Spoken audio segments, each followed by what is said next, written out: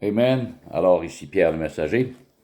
Donc, ce soir, le titre « Lève-toi et fais-toi violence ». Hallelujah. Bien entendu, on va parler du Saint-Esprit, du baptême dans le Saint-Esprit. Amen. Alors que, premièrement, on va voir ce que le baptême du Saint-Esprit n'est pas. OK? Je dis ça parce que plusieurs personnes se servent de ces versets dans 1 Corinthiens 12, 12 à 14, pour dire, ben, on a été baptisé dans le Saint-Esprit, c'est marqué là. OK? Donc, on va aller voir tout simplement ensemble ce que ces versets veulent dire en réalité. Alors, on va lire 1 Corinthiens, Amen, 1 Corinthiens, chapitre 12, versets 12 à 14. Hallelujah. 12, 12, 12, 12, 12 à 14. On va se mettre dans le contexte tout de suite. Ici, c'est l'apôtre Paul qui parle à l'église de Corinthe, donc aux Corinthiens, et il fait une analogie avec le corps humain, OK, concernant l'église et le corps humain, l'analogie qui existe entre les deux. Donc, il va comme suit, l'apôtre Paul, il dit, « Car comme le corps est un, OK, le corps humain est un, et a plusieurs membres, bien entendu, mains, bras, tête, pieds, etc., a plusieurs membres, et comme tous les membres du corps, malgré leur nombre, ne forment qu'un seul corps, ainsi en est-il de Christ. » Okay? Alors, l'analogie entre le corps humain, qui est doté de plusieurs membres, mains, pieds, doigts, orteils, etc. Alors, il en est ainsi du corps de Christ, qui comprend plusieurs membres, plusieurs personnes. Malgré leur nombre, ne forment qu'un seul corps, ainsi en est-il de Christ. Nous avons tous, en effet, alors c'est ici là, qu'on se sert de ces versets-là pour dire « Ah, on a été baptisés dans le Saint-Esprit, c'est marqué là. » Nous avons tous, l'apôtre Paul dit, en effet, été baptisés dans un seul esprit. Remarquez ici l'expression « dans un seul esprit » et non dans le Saint-Esprit. Okay? Il y a une grosse différence entre être baptisé dans un seul esprit ou être baptisé dans le Saint-Esprit ou du Saint-Esprit. OK? Vous me suivez? On note bien la différence qu'il peut y avoir là. Pour former, dans un seul esprit, pour former, vous voyez, un seul corps. Et on revient encore avec l'analogie d'un seul corps, soit juif, soit grec, soit esclave, soit libre. Et nous avons tous été abreuvés d'un seul esprit. Encore là, toute la gang, les juifs, les grecs, les ci, les ça, les esclaves, ils ont été abreuvés à partir d'un seul esprit. OK? Donc, ils n'ont pas été baptisés dans le Saint-Esprit, mais ils ont été baptisés, comme ça dit ici, dans un seul esprit. OK? Il met le focus ici sur plusieurs membres qui forment un seul corps. Donc, tous ces membres-là, dans un seul corps, ont été baptisés dans un seul esprit. Hallelujah. L'Esprit de Dieu, bien entendu. Ainsi, le corps n'est pas un seul membre, mais il est formé de plusieurs membres. Si le pied disait, parce que je ne suis pas une main, je ne suis pas du corps, ne serait-il pas du corps pour cela? Et si l'oreille disait, parce que je ne suis pas un œil, je ne suis pas du corps, ne serait-elle pas du corps pour cela? Si tout le corps était œil, où serait l'ouïe? S'il était tout ouïe, où serait l'odorat? Mais maintenant, Dieu a placé chacun des membres dans le corps comme il l'a voulu. Vous voyez, si tous étaient un seul membre, où serait le corps? Maintenant donc, il y a plusieurs membres et un seul corps. Hallelujah. Donc, c'est toutes ces personnes-là, juifs, grecs, esclaves, libres, etc., qui étaient plusieurs membres, ne forment qu'un seul corps et ont été abreuvés d'un seul esprit. OK? Mais ils n'ont pas été baptisés dans le Saint-Esprit, mais ils ont été baptisés à partir d'un seul esprit. OK? Hallelujah. C'est-à-dire qu'ils ont, qu'importe qui est-ce, ils ont donné tous leur vie à Christ. Donc, et ceux qui forment un seul corps, alors ils ont été baptisés dans un seul esprit. Ici, c'est une nouvelle famille. C'est que lorsque quelqu'un se convertit, entre dans une nouvelle famille, c'est le baptême de la repentance, OK? C'est plutôt le baptême de la repentance plutôt que le baptême dans le Saint-Esprit. Une nouvelle famille, un nouveau croyant entre dans une nouvelle famille, immergé dans la nouvelle famille. Donc, c'est le baptême de la repentance après sa conversion. Hallelujah. Donc, à ne pas confondre être baptisé dans le Saint-Esprit ou être baptisé d'un seul esprit, comme ça dit dans 1 Corinthiens 12. Amen. J'espère que vous saisissez. Amen. Hallelujah. Donc, lève-toi et fais-toi violence. Recevoir le Saint-Esprit et son baptême est un must. Hallelujah. Une nécessité pour chacun des croyants, des croyantes. Amen. Ce n'est pas une option quelconque. C'est un must. Pourquoi je dis ça? Bien, on va aller voir dans Acte 8, versets 14 à 17. Acte 8, 14 à 17. Alors, c'est Pierre et Jean qui vont en Samarie. Les apôtres qui étaient à Jérusalem, ayant appris que la Samarie avait reçu la parole de Dieu, y envoyèrent Pierre et Jean. Donc, en premier lieu, la Samarie a reçu la parole de Dieu. Il y a des croyants, des croyantes dans cette ville-là. Ils ont reçu la parole de Dieu d'un cœur sincère. Donc, c'est des gens qui se sont repentis de leurs péchés, qui sont nés de nouveau, des nouveaux croyants, mais qui n'avaient pas reçu le Saint-Esprit de Dieu.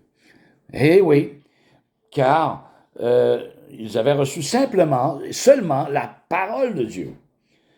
Et ils ont décidé d'envoyer Pierre et Jean.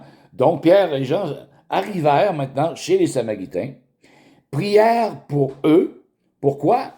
Pour qu'ils soient sauvés? Non, ils étaient déjà sauvés, afin qu'ils reçussent le Saint-Esprit. C'est l'ultime raison pour laquelle maintenant que Pierre et Jean ont été envoyés dans la ville de Samarie, justement pour maintenant que un coup qui ont été convertis préalablement, maintenant, on va prier pour eux, hallelujah, afin qu'ils reçoivent le Saint-Esprit maintenant, comme une deuxième étape. Ah, ben le Saint-Esprit, on le reçoit quand on vient, quand on donne la vie au Seigneur. En tout cas, c'est peut-être votre conclusion. Nous sommes nés de nouveau, nous sommes nés de l'Esprit, mais nous ne sommes pas baptisés dans le Saint-Esprit. Hallelujah. Ceux-ci arrivés chez les Samaritains, car ils n'étaient encore descendus sur aucun d'eux. Ils avaient été seulement baptisés au nom du Seigneur Jésus. Baptême dans l'eau seulement. Hallelujah. Alors Pierre et Jean leur imposèrent les mains et ils reçurent le Saint-Esprit. Lorsque Simon vit que le Saint-Esprit était donné par l'imposition des mains des apôtres, il leur offrit de l'argent. Ici, il n'est nullement mentionné dans ce chapitre-là particulièrement qu'ils se mirent à parler en langue. Non. Cependant, à cause de la réaction de Simon le magicien, il s'est passé quelque chose. Parce que Simon le magicien, lui, on l'écoutait, ce qu'il disait, parce qu'il épatait la galerie, comme on dit.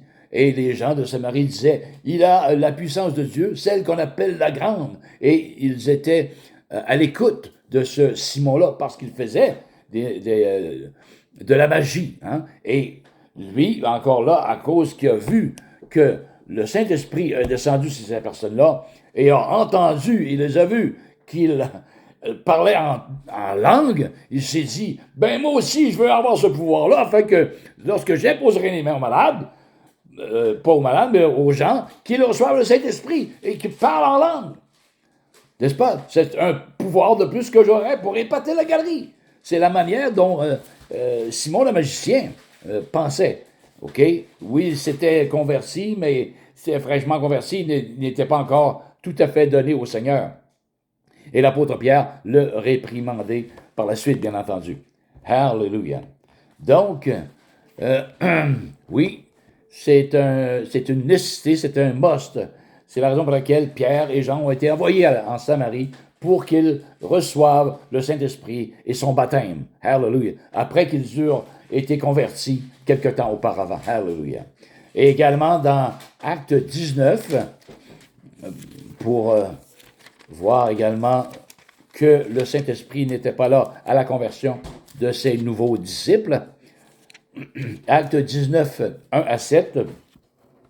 Alors, pendant qu'Apollos était à Corinthe, Paul, après avoir parcouru les hautes provinces de l'Asie, arriva à Éphèse. Ayant rencontré quelques disciples, il leur dit, « Hey, les messieurs, avez-vous reçu le Saint-Esprit quand vous avez cru? » Voyez, quand ils ont cru, Paul leur demanda tout simplement, « Est-ce que vous avez reçu le Saint-Esprit, les gars, quand vous avez cru? » Mais il semble d'avoir les gars qui se regardaient les uns et les autres. As-tu reçu le Saint-Esprit, toi? Non. Toi, as-tu reçu le Saint-Esprit? Non. Alors, ils se sont mis à dire à Paul, nous n'avons pas même entendu dire qu'il y ait un Saint-Esprit. Alors, s'ils n'ont même pas entendu dire qu'il y ait un Saint-Esprit, c'est assez difficile de l'avoir reçu, n'est-ce pas? Oh non. No way, hallelujah. Et bon, on n'avait pas entendu dire qu'il y a un Saint-Esprit. Il dit, de quel baptême, Paul leur demanda, avez-vous été donc baptisés? Ils répondirent, du baptême de Jean. Alors Paul dit, Jean baptisé du baptême de repentance. Vous voyez, baptême de Jean ici, c'est le baptême de repentance. Oui, nous sommes repentis à la prédication de Jean le Baptiste. Alléluia. Et bon, le baptême de repentance, disant au peuple de croire en celui qui venait après lui. Donc, c'est-à-dire en Jésus. Et ça continue. Sur ces paroles, ils furent baptisés au nom du Seigneur Jésus. Donc, l'apôtre Paul a décidé, après avoir dit ces paroles-là, de les baptiser dans l'eau. Ils avaient été passés par le baptême de la repentance, la conversion. Maintenant, sur ces paroles, Paul les baptise dans l'eau, hallelujah, et par la suite, lorsque Paul leur eut imposé les mains, le Saint-Esprit vint sur eux, et ils parlaient, hallelujah, en langue et prophétisaient. Ils étaient environ 12 hommes. Alors, on voit les trois baptêmes. La repentance ici, la conversion, le baptême dans l'eau, hallelujah, dont Paul, dans l'immédiat, les a baptisés dans l'eau, et ensuite, Paul leur a imposé les mains, et ils reçurent le Saint-Esprit, le baptême dans le Saint-Esprit. On voit ici les trois, hallelujah, un après l'autre, les trois baptêmes réunis dans la même situation. Hallelujah. Alors, lorsque Paul leur a imposé les mains, le Saint-Esprit vint sur eux, et ils se mirent à parler en langue et prophétiser. Amen. Hallelujah. Donc, on voit, c'est Acte 8, 14 à 17 et Acte 19, 1 à 7. On voit que ce sont des nouveaux disciples, comme en Samarie, qu'ils avaient cru, ils étaient sauvés, oui. Hallelujah. Ils avaient passé par le baptême de la repentance, la conversion à Christ. Hallelujah. Changé de vie. Mais ils n'avaient pas reçu le Saint-Esprit en son baptême. Hallelujah. Amen. Ils étaient encore comme orphelins, vous voyez? Hallelujah. C'est la raison pour laquelle c'est un must de recevoir par la suite, après notre conversion, le baptême dans le Saint-Esprit. Hallelujah. Donc, pourquoi est-il nécessaire pour recevoir le Saint-Esprit et son baptême? OK. Acte 8. Pourquoi c'est nécessaire? Donc, que nous dit Acte 8? Acte 1, verset 8, c'est-à-dire, Hallelujah. C'est Jésus ici, avant de monter au ciel, qui dit, mais à ses disciples, mais vous recevrez une puissance. Amen. le Saint-Esprit survenant sur vous. Alléluia. Et vous serez mes témoins à Jérusalem, dans toute la Judée, dans la Samarie et jusqu'aux extrémités de la terre. Alléluia. Alors, pourquoi c'est un must de recevoir le Saint-Esprit? Parce que c'est une puissance. Alléluia. Et, chers frères, chères sœurs, le diable le sait très bien, le sait trop bien que c'est une puissance qui envoie des prédicateurs d'une autre domination, disons là, des baptistes ou quoi que ce soit, alléluia, qui disent que ce n'est pas pour aujourd'hui le baptême dans le Saint-Esprit, que c'est dans le temps des apôtres, c'est disparu ce don-là, et le diable le sait trop, alléluia, que c'est une puissance, donc il envoie des personnes qui ne savent même pas, mais qui prêchent des hérésies concernant le Saint-Esprit de Dieu et le don des langues par la suite. Alléluia. C'est malheureux. Alléluia. Mais il faut discerner ces choses. Le diable le sait trop bien que c'est une puissance, être baptisé dans le Saint-Esprit, parce que nous devenons des témoins efficaces pour le royaume à ce moment-là. Alléluia. Amen. 1:8 et aussi Romains 8. Pourquoi c'est nécessaire de recevoir le baptême dans le Saint-Esprit? Alléluia. Romains 8, 26 et 27. Alléluia. Romains 8, versets 26 et 27. Alors, je crois que c'est Paul qui parle aux Romains. De même aussi l'Esprit, OK? L'Esprit de Dieu, l'Esprit Saint, nous aide dans notre faiblesse, car nous ne savons pas ce qu'il nous convient de demander dans nos prières. Mais l'Esprit lui-même intercède par des soupirs inexprimables ou en langue. Alléluia. Amen. Étant donné que, justement, c'est nécessaire, justement, d'être baptisé dans le Saint-Esprit, parce que ça nous aide dans notre faiblesse. Avec notre intelligence, nous sommes limités, très, très, très limités. Donc, l'Esprit intercède pour nous en notre faveur auprès de Dieu par des soupirs inexprimables, comme je viens de lire dans Romains 8, 26 et 27. Et celui qui sonde les cœurs connaît quelle est la pensée de l'Esprit. Dieu qui connaît vos cœurs connaît la pensée du Saint-Esprit parce que c'est selon Dieu qu'il intercède en faveur des saints, en notre faveur. Vous voyez, c'est selon Dieu que le Saint-Esprit intercède pour nous en faveur des saints, en notre faveur. Vous voyez, ce n'est pas à négliger le baptême dans le Saint-Esprit. Alléluia! Car on peut nous exprimer le Saint-Esprit au travers de nous. Alléluia! Prier, envoyer des requêtes au trône de Dieu, et Dieu qui connaît la pensée quelle est la pensée de l'Esprit? Alors, parce que c'est selon Dieu que le Saint-Esprit intercède en notre faveur. C'est selon Dieu. Alléluia. Tu ne peux pas te tromper. Amen. Par tes paroles, selon ton intelligence, c'est l'Esprit qui fait le travail au travers de toi. Alléluia. Amen. Vous voyez que ce n'est pas négligeable, que c'est un must de recevoir le baptême dans le Saint-Esprit. Alléluia. Et dans 1 Corinthiens 14, 2 et 4, ça nous dit également que celui qui parle en langue, par l'Esprit, ne parle pas aux hommes, mais s'adresse directement à Dieu. Et également que celui qui prie en langue, ou par l'Esprit de Dieu, s'édifie lui-même. Amen. Hallelujah. S'auto-construit dans la présence de Dieu, sous l'onction du Saint-Esprit de Dieu. Amen. Car les langues de feu, hallelujah, le feu en question brûle le feu de la géhenne qui est déjà installé sur notre langue naturelle, dont l'apôtre Jacques, en 3 Jacques, chapitre 3, nous parle. Le feu de la géhenne est attaché à notre langue, et le feu de l'esprit, pour contrarier, hallelujah, le feu déjà sur notre langue de la géhenne. Amen. Brûler ce qui n'est pas nécessaire. Hallelujah. Amen. Alors, on s'édifie nous-mêmes. Alors, c'est pour ça que c'est un must. Hallelujah. C'est une puissance pour être des témoins efficaces. Et Et, comme je l'ai dit, en deuxième lieu également, c'est l'Esprit qui, au travers de nous, intercède en notre faveur auprès de Dieu, et Dieu connaît la pensée de l'Esprit. Amen. Donc, tu ne peux pas te tromper dans ce que le Saint-Esprit est en train de dire au travers de ses inexprimables, de ces paroles inexprimables finalement. Et ça nous permet de s'édifier nous-mêmes également. Hallelujah. Alors, qui baptise du Saint-Esprit et aussi de feu? Jean 1, 29 à 38. Alors, Jean 1, 29 à 34, pardon. 29 à 34.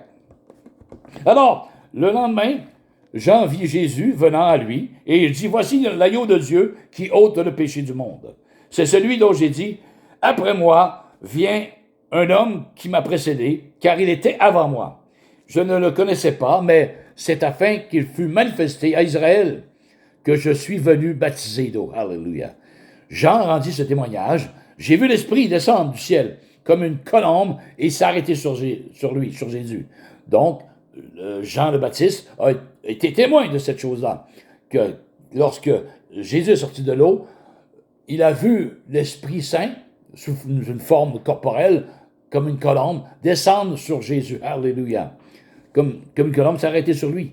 Je ne le connaissais pas, mais celui qui m'a envoyé baptiser d'eau, Dieu qui a envoyé Jean-Baptiste baptiser d'eau, celui-là m'a dit, celui sur qui tu verras l'Esprit descendre et s'arrêter, c'est celui qui baptise, alléluia, du Saint-Esprit. C'est Jésus qui baptise du Saint-Esprit. Ce n'est pas une église, ce n'est pas un évangéliste ou un pasteur ou quoi que ce soit, c'est Jésus de Nazareth qui baptise, alléluia, du Saint-Esprit et également de feu.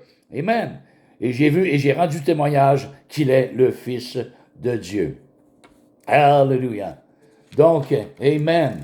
C'est Jésus qui baptise du Saint-Esprit. Alléluia.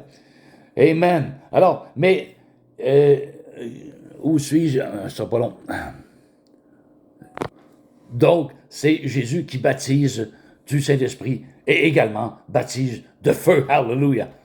Son feu de l'onction. Alléluia. Nous voyons même dans Actes 4, 5, qu'est-ce qu'il a dit à ses disciples avant qu'ils partent au ciel, Jésus, avant qu'il monte au ciel. Alléluia. Alors, comme il se trouvait avec eux, Jésus avec ses disciples, il leur recommanda de ne pas s'éloigner de Jérusalem, mais d'attendre ce que le Père avait promis. Ce que je vous ai annoncé, leur dit-il, car Jean a baptisé d'eau. Alléluia. Mais vous, dans peu de jours, vous serez baptisés du Saint-Esprit. Alléluia. Donc, il est en train de dire à ses disciples avant qu'ils montent au ciel, allez à Jérusalem, attendez la promesse de Dieu, car le Saint-Esprit est une promesse de Dieu. Alléluia. Et dans l'évangile de Jean, il leur dit à quelques reprises, il m'est avantageux que je m'en aille au Père, afin que je puisse vous envoyer en son nom ou en mon nom le Saint-Esprit, la promesse du Père. Alléluia. Et maintenant, il recommande à ses disciples de ne pas s'en aller de Jérusalem, mais d'attendre la promesse, amen, du Saint-Esprit, qu'ils devaient recevoir le Saint-Esprit. Et en Acte 3, 32 et 33, ici, c'est l'apôtre Pierre qui nous parle de Jésus, justement, et de ce baptême que Jésus a reçu également. 3, 32, 33. Donc, Pierre dit à la masse de monde qui était là, « C'est ce Jésus que Dieu a ressuscité. Nous en sommes tous témoins. Élevé par la droite de Dieu, Jésus, il a reçu du Père le Saint-Esprit. » Vous voyez, ces gens étaient témoins de ça. Le Saint-Esprit est descendu sur Jésus sous forme d'une colombe. Alléluia.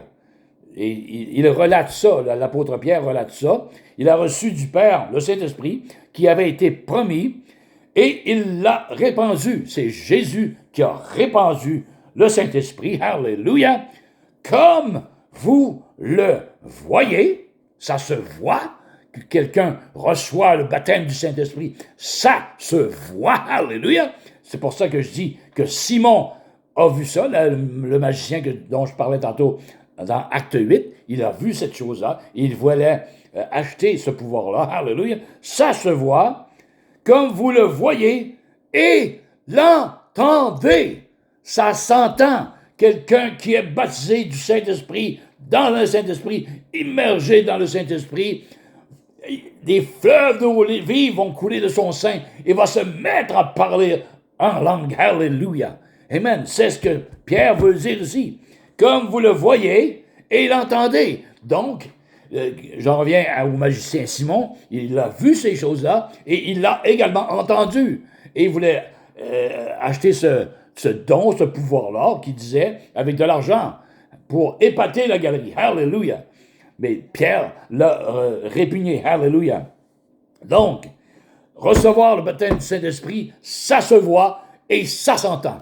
Ne me dites pas, « Oh, j'ai été baptisé dans le Saint-Esprit et tu ne parles pas en langue. » No way. Tu es sauvé cependant, mais tu n'as pas jamais été baptisé dans le Saint-Esprit. Si tu uses du verset dans 1 Corinthiens 12, 12 à 14, eh bien non, comme j'ai dit tantôt, ce n'est pas le baptême dans le Saint-Esprit, mais ça a été un groupe de personnes, c'est d'être baptisé dans un seul esprit. C'est pas pareil. Alléluia. Paul fait allusion au corps de Christ, plusieurs membres ne formant qu'un corps. Alléluia. Dans un seul esprit, être baptisé. Amen. Et non baptisé dans le Saint-Esprit. Pas pareil. Alléluia. Donc, faites-vous violence, frères et sœurs, si vous n'avez pas encore reçu le baptême du Saint-Esprit. Alléluia. Et qu'est-ce que ça nous exhorte de faire? On va lire tout simplement Luc. Si vous n'avez pas ce Saint-Esprit, amen, et son baptême. Donc, Luc, où suis-je? Luc 3,16, que nous dit l'Évangile de Luc, chapitre 3, verset 16.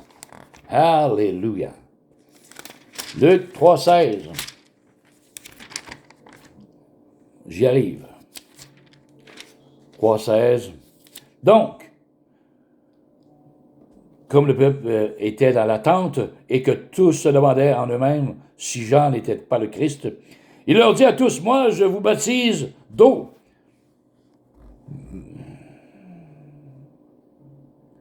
Non,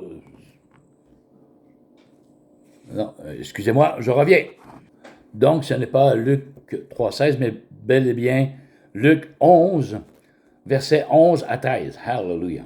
Alors, quel est parmi vous le père qui donnera une pierre à son fils? S'il lui demande du pain ou s'il demande un poisson, lui donnera-t-il un serpent au lieu d'un poisson? Bien sûr que non. Ou s'il demande un œuf, lui donnera-t-il un scorpion? Hallelujah.